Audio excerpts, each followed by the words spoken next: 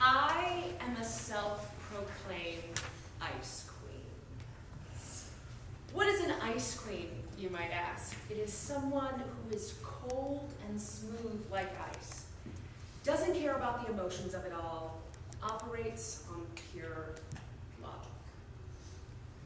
This is a lie. I pride myself on my emotional exterior, but it's roughly 75% brick and another 25% is a sign that reads, "To be continued." It's hard to be soft, which is the ultimate oxymoron, but it's difficult to be exposed.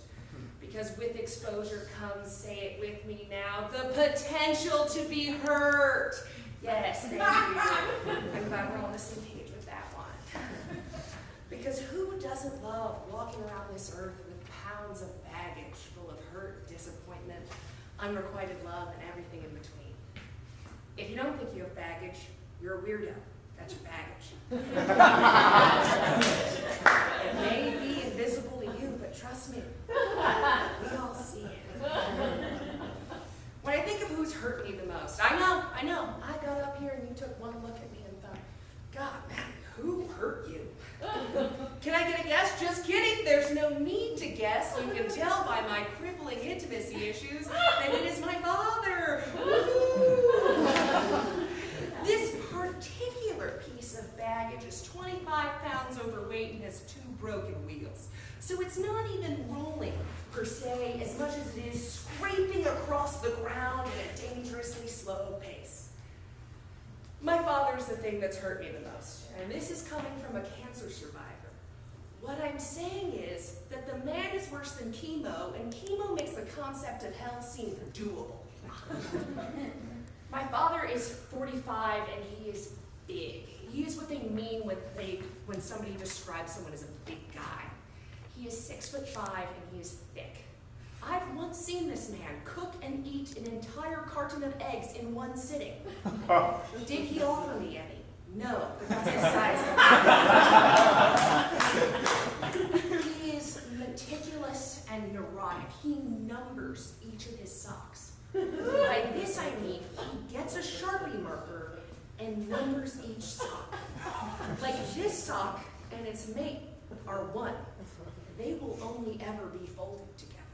2, 3, 4, and so on. What does he do when one goes missing? Who's to say? We've never really gotten that far, but I'm not about to break 4 years of radio silence for a laundry-based inquiry. For a while, my dad had 2 phones. This isn't because he was or is an important person. It's because he had one phone with just 2 contacts in it. Me and my mom. And another phone for everyone else in his life he actually cared about. I know, right? So, and then part of me thought him having 2 phones was pretty impressive. And then the other part of me thought about how I was told to go fuck myself when I told him I needed braces. So. But he can afford 2 cell phone bills. Okay, wait. He probably got a decent deal with the phone company because, as we all know, the official carrier of deadbeat dads is, say it with me now, Sprint! Fuck you, Sprint, you owe me braces, but I will settle for Invisalign. This was the follow-up of the cell phone incident of 2006, when my cousin gave me the cell phone number I wasn't supposed to have. I called and left a darling voicemail, as any 9-year-old would. And the next day I called to follow up, like the diligent young woman I've always been. And the number was disconnected. I know what you're thinking. Wasn't he an extra in the hit Marky Mark football film, Invincible? Yes. And even our greatest heroes have flaws. Something I recently discovered is that I'm this man's next in kin. Which means I become his caretaker, which essentially means that a karma is alive and well in the universe. I'll wait for my revenge once he's old, because being old is like having the same limitations and dependencies as a child. You're just a little bit better at puzzles. I'll call the nursing home, have him wheel him outside, let's make it a rainy day, whatever. And he'll wait up there for me, because I said I was coming. Why wouldn't I come? 5 minutes go by. An hour goes by. I never show up, this is when it starts to rain. I never call to explain myself, so he's drenched, alone, and confused. Don't feel bad for him. No.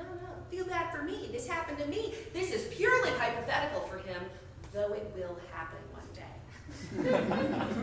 Then one day, I will actually go and I'll pick him up. I'll take him to the land of dreams. Dick's Sporting Goods. And I'll say, see all this? Pick out anything you want. It's on me. And as he gleefully is picking his items, I will just leave and not tell him. Just as the store employees get suspicious, but right before they say anything, roughly 45 minutes, he will put down his items and come searching for me. I'll be in the car, just waiting. He gets in the car and I leave. No explanation. Mind you, I pull out a wad of cash, so he knows I have the money, but to also let him know he's not worth spending it on. Tricky. Long story short, I'm gonna wait for him to get a life-ending disease, tell him it's his fault, that he's using his disease as a crutch, and then peace out in a blaze of glory. I like to think I can be that person. To be that person who can act so thoughtlessly outside of the care and consideration feelings of others. To be so confidently unapologetic. For a long time, I felt confused. I felt unloved, yet so deserving of this love that I could not harness. Was it me? How can I be better? What and how can I change to make him stay? What can I say? What can I do? What does it take to be good enough? This constant lingering feeling of inadequacy was painted on every sign, and all roads lead to Tim. This is not what I was promised. Why is he violating the terms and conditions of having a child, and I know he is literate? The day this all made sense to me was when my teacher, mentor, and friend, Miss Green, sat with me while we were doing homework. She said, well, if you needed a kidney, would he give you one? Time stood still as my heart slowly sank to my stomach. Suddenly, the fog had cleared. There was the answer. It had been there all along. No. At first, this hurt me, sealing my fate as a child unwanted and unloved, because I have a mother who would rip her beating heart out of her chest and serve it to me on a silver platter if she could. And then someone who wouldn't give me a kidney to save my life? Don't they give you a spare for this reason specifically? I feel like the human body was made and someone saw the kidney and said, you know what, I'll just throw another one of those in there just in case. I am the just in case. But I compartmentalize and I store my hurt in the different drawers of my mind until it all makes sense. Yet, I am always left with this hot, steaming, disgusting pile of empathy. Because part of me feels so bad for this man. He is so short-sighted that he is unable to see anyone but himself. He is so self-consumed that he is unable to care for anyone but himself. I can't imagine how lonely that is. Maybe he is just stuck in a cycle of his own self-destruction, and I am just forever caught in the crossfire. I can't forgive him, because a key element of forgiveness is the acknowledgement of wrongdoing in some sort. My senior year of high school, I put myself on the line. I gave him a chance to start anew because I can't bring myself to give up on people. Blow after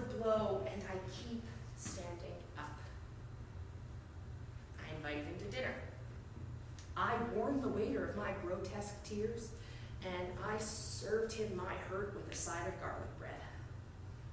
And he looked me in the eyes and unflinchingly said,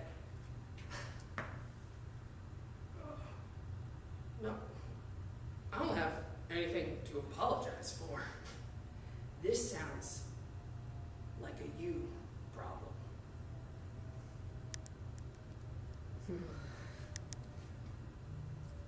He doesn't show his hurt. You can't read him. He is cold and smooth like ice as he slips away from every ounce of emotional responsibility I try to place upon him. He is the true ice queen. My mom always says that having a child is like having your heart walking around in the world. And I'm not even this man's extra kidney. But that's okay. I already came with a spare.